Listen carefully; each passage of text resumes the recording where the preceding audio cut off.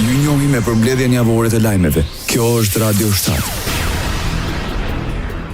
Përfaqësuesja e lartë e Bashkimit Evropian për Politikë të Jashtme dhe Siguri, Kaja Kallas, tha se reduktimi i mbikëqyrjes ndërkombëtare në Bosnjë dhe Hercegovinë mund të ndodhë vetëm kur vendi të ketë kapacitetet e nevojshme për të marrë vetë vendime. Gjatë një vizite zyrtare në Sarajevo, Kallas tha se ngjarjet e fundit në Kuvendin Popullor të Republikës Srpska paraqesin një mundësi të re për të qetësuar tensionet politike. Zgjedhjet e lira dhe të ndershme mund të rivendosin besimin tek autoritetet lokale. Qytetarët e Bosnjës dhe Hercegovinës meritojnë një shans për stabilitet dhe një shans për të marrë frymëlirisht, tha përfaqësuesja e lartë e Unionit. Kallas tha se Bashkimi Evropian ju përgjigj kërcënimeve ndaj rendit kushtetues të Bosnjës dhe Hercegovinës në muajin mars, duke forcuar trupat europiane në këtë vend. Raportuesi në Parlamentin Evropian për Serbinë është treguar kritik me qëndrimin e Bashkimit Evropian ndaj Beogradit. Sipas tij, qëndrimi i Komisionit Evropian ndaj pushtetit të presidentit serb Aleksandar Vučić ka qenë padrejtësisht i butë. Sipas tij, për vite me radhë Brukseli ka ignoruar shenjat gjithnjë më të qarta të forcimit të autokracisë në Serbi dhe dukuritë që lidhen me të si korrupsioni, dobësimi i institucioneve të shtetit të së drejtës dhe braktisja e vlerave themelore mbi të cilat mbështetet rendi evropian. Në lidhje me kërkesat e studentëve që po mbajnë bllokadën që pushteti të shpallë zgjedhje të parakohshme parlamentare, Pikula tha se nuk ka arsye të besohet se zgjedhjet e mbajtura në këto rrethana do të ishin të lira dhe të ndershme, pasi autoritetet në Serbi nuk kanë përmbushur thuajse asnjë nga 25 rekomandimet e vëzhguesve ndërkombëtar. Një ditë më parë, Aleksandar Vučić deklaroi se zgjedhjet parlamentare në Serbi do të mbahen para afatit, por pa specifikuar se kur. Gjykata Supreme në Shtetet e Bashkuara të Amerikës i dha të drejtë administratës së Donald Trump për përcaktimin e gjinisë në pasaport. Gjinia përcaktohet që në lindje dhe e tillë shënohet dhe në pasaportën e një shtetësi amerikan.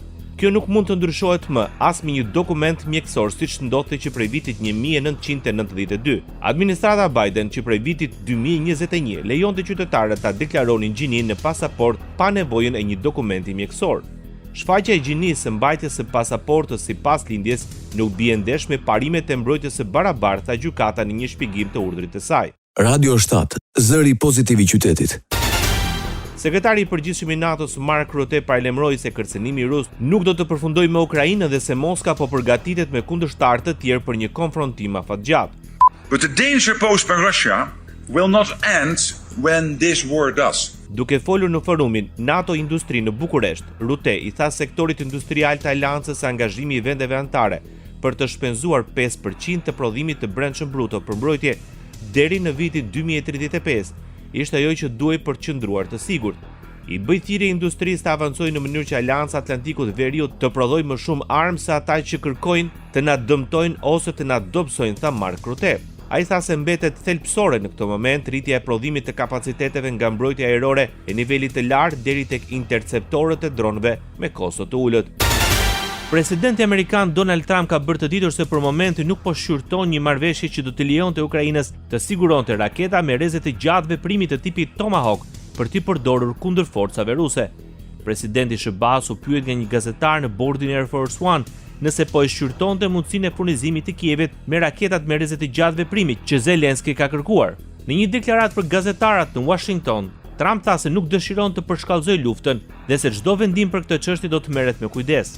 Nuk po e shqyrtojmë për momentin këtë opsion, por ndoshta në të ardhmen mund të ndryshojmë qëndrim, tha Trump. Këto raketa ka rreze veprimi deri në 2500 km, mjaftueshëm për të goditur objektiva brenda territorit rus, përfshirë dhe Moskën.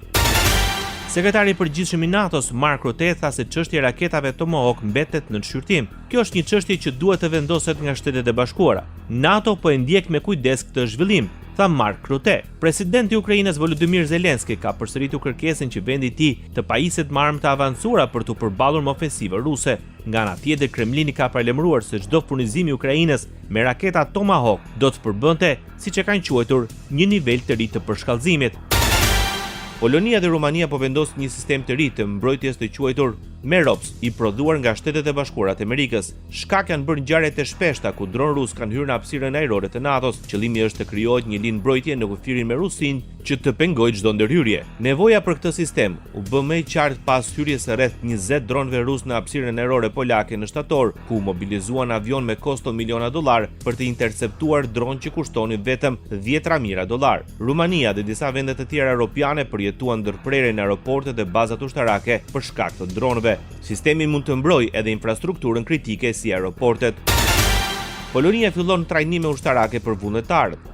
Një program pilot do të fillojë më 22 nëntor, tha ministri i mbrojtjes Kamyz në Varshavë. Programi në gatishmëri synon të trajnojë 400.000 civil vitin e ardhshëm. Kjo luftë po shpërthen përtej kufive tan, ka akte sabotimi në detin Baltik dhe betejë në hapësirën kibernetike, sa Kamyz duke referuar qartë pushtimit të plot rus të fshinjit të Ukrainës. Trajnimet e mbrojtjes nuk duhet krahasohen me shërbimin në ushtri. Ato nuk përfundojnë me një betim ose regjistrim në listën e rezervistëve, tha Ministria e Mbrojtjes polake.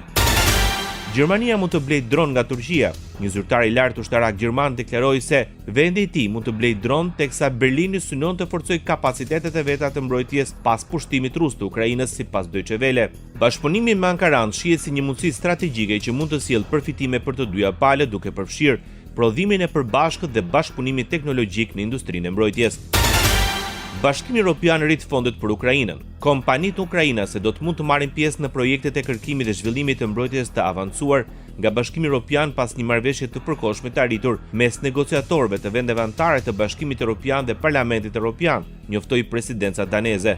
Marrëveshja e re lidh Ukrainën me Fondin Evropian të Mbrojtjes që synon të forcojë konkurrentshmërinë, efikasitetin dhe inovacionin e sektorit të mbrojtjes të BE. Ky fond ka një buxhet për rreth 9.5 miliard eurosh për periudhën 2021-2027. Ndoqët për mbledhjen javore të lajmeve. Kjo është Radio 7, zëri pozitiv i qytetit.